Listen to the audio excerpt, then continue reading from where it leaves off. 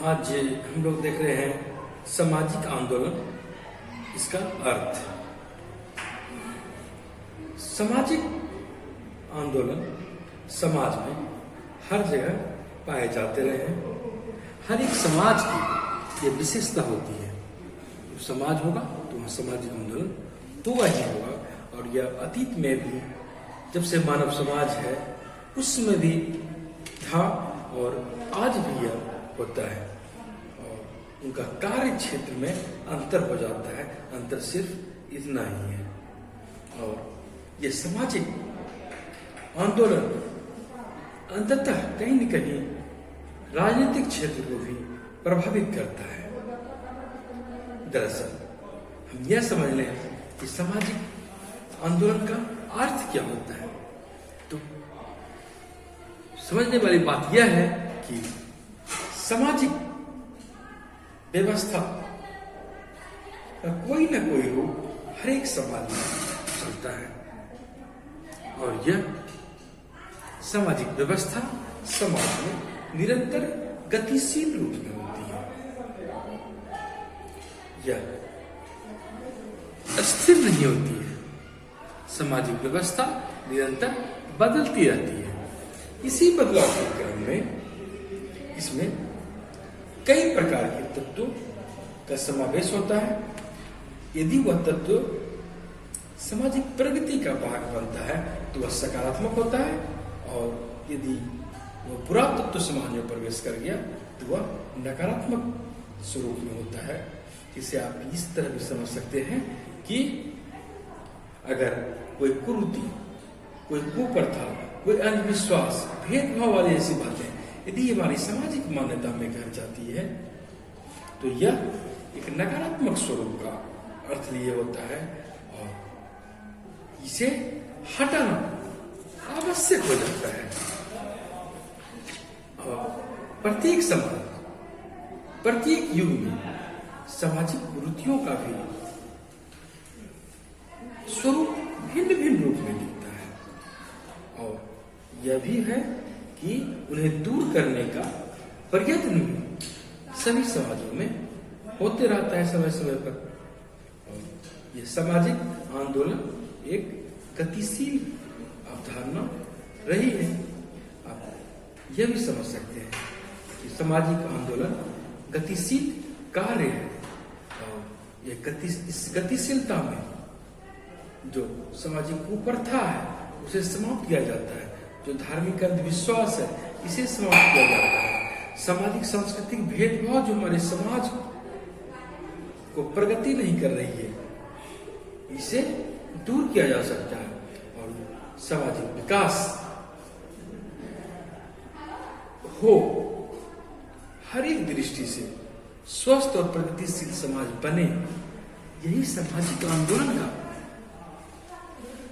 एक अंतर्निहित उद्देश्य होता है। अगर प्रारंभिक स्वरूप में भी देखते हैं तो सामाजिक आंदोलन हर समय में दिखती रही है। या इतिहास में भी मानव सामाजिक आंदोलन करते रहा है। जब राज्य नहीं होगा, समाज होगा, लोग होंगे, किसी न किसी तरह के तो होंगे, चाहे कबीलाई समाज हो या शक्तिशाली समाज हो, तो वहां भी एक सत्ता की जब संरचना स्वरूप ले रही होगी, वहां भी जनजीवन कहीं न कहीं राजनीतिक व्यवस्था का निर्माण कर रही होगी। और वह राजनीतिक व्यवस्था जनमानस को प्रभावित करती है। प्रारंभ में चर्च का बोलबाला था, वे जो कहते थे उनकी मनमानी चलती थी। एक समय ऐसा भी आया, सामंतशाही व्यवस्था दिखी। और सामंतशाही व्यवस्था में कुछ गुट सक्रिय रहते हैं, ताकतवर रहते हैं, सत्ता के स्वरूप लिए होते हैं, और शेष अन्य लोग दास की भांति रहते हैं, उनका बोलबाला नहीं रहता है। या हमने यह भी देखा है कि विदेशी शासन जब रही, जब गुलामी जैसी बातें होती है, तो वहां भी सामाजिक आंदोलन की बात उठी और हर एक काल में सामाजिक आंदोलन की बात होती है और यह व्यक्ति के जीवन पर प्रभाव डालती है। आपने फ्रांसीसी क्रांति का नाम सुना होगा। फ्रांसीसी क्रांति 1789 ईस्वी में हुई थी। स्वतंत्रता, समानता, बंधुत्व की बातें वहां से उभरी थी। तो ये स्वतंत्रता किसके लिए?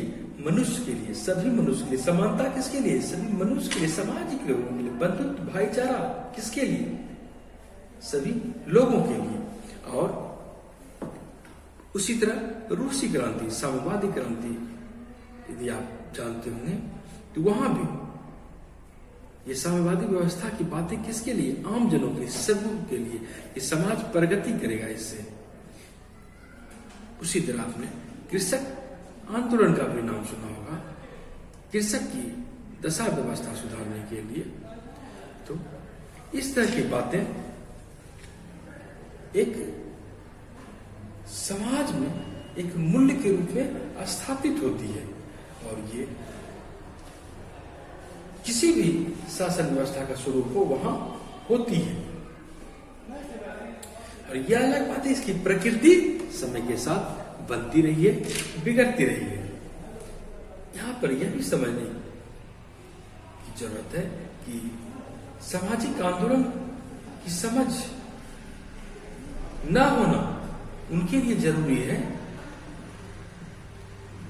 न सिर्फ उनके लिए जरूरी है जो वर्तमान सामाजिक राजनीतिक व्यवस्था से असंतुष्ट है।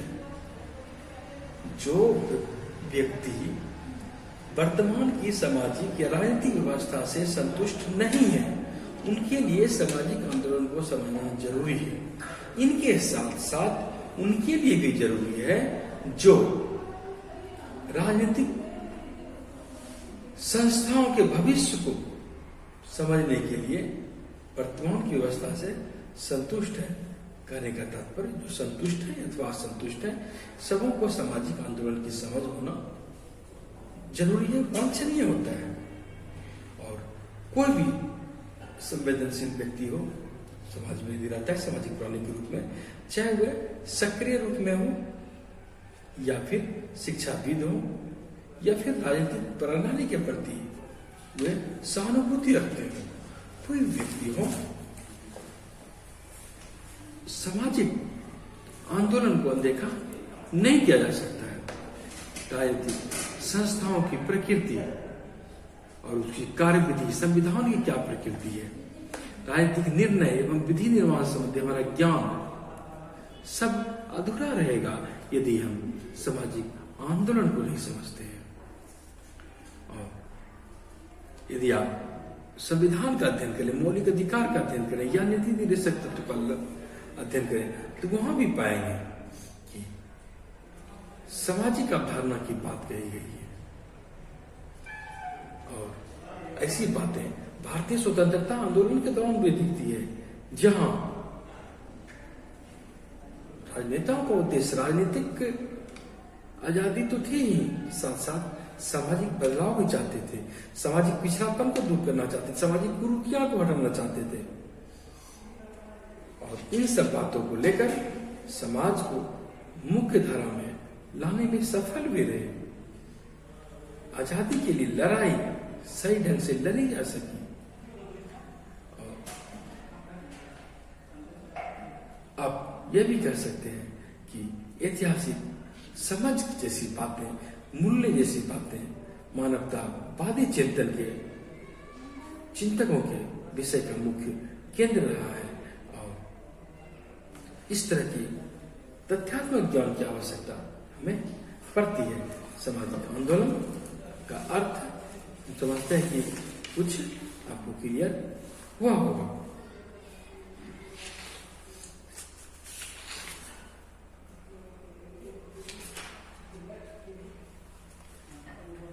यहां पर सामाजिक आंदोलन के संदर्भ में सामाजिक कल्याण की बात यदि हम देखें तो सामाजिक आंदोलन तथा समाज कल्याण में भी संबंध है। सामाजिक आंदोलन समाज कल्याण की बात करता है, इसका मार्ग प्रशस्त करता है। सामाजिक आंदोलन का संबंध हमेशा सामाजिक कुप्रथा से होता है, रूढ़ी से होता है, और इसलिए होता है कि यह मनुष्य को असहाय कर देती है, इसे शक्ति प्रदान नहीं कर सकती है। और सामाजिक आंदोलन यदि उसको बाधा समाप्त कर देती है तो विकास का मार्ग प्रशस्त होता है। ऐसे में समाज कल्याण की बातें सबों के लिए लाभकारी होती है।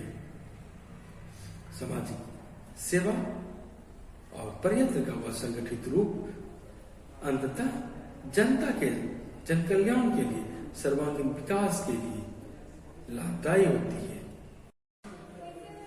संक्षेप में इतना समझ लें कि सामाजिक आंदोलन जहां होगा वहां बहुसंख्य रूप से बहुत से लोग जुड़े होते हैं, लोग बहुत होते हैं, संख्या में अधिक होते हैं, पर उद्देश्य सीमित होते हैं। एक उद्देश्य, दो उद्देश्य हो सकते हैं, उनका उद्देश्य सीमित होता है, लोग बहुत होते हैं और उद्देश्य उनका सामूहिक होता है, व्यक्तिगत नहीं होता है। इन सबों के साथ साथ वे लोग सामाजिक आंदोलन में संगठित प्रयास से, संगठित रूप से कार्रवाई होती है, काम करते हैं, सामूहिक प्रयास होता है, यही सामाजिक आंदोलन कहलाती है। और ये कोई भी सामाजिक आंदोलन एक दिन की नहीं होती है, वह लंबे समय तक निरंतर चलने वाली प्रक्रिया हो जाती है। और सामाजिक आंदोलन सामाजिक परिवर्तन लाने के लिए होता है कि समाज में जो वर्षों से चली आ रही मान्यता है, इससे उभरा जाए, इससे हटा जाए, यह विकृत स्वरूप में। वहीं यदि हम वर्षों की रची बसी मानसिकता को बनाए रखना चाहते हैं तो इसके लिए यदि हम अडिग हैं, डिगने के लिए तैयार नहीं, उसे छोड़ने के लिए तैयार नहीं है, तो उसके लिए भी हमें सामाजिक आंदोलन करना पड़ता है। तो कहने का मतलब है परिवर्तन लाने की बात हो या परिवर्तन नहीं करने देने की बात हो, दोनों के लिए सामाजिक आंदोलन होता है।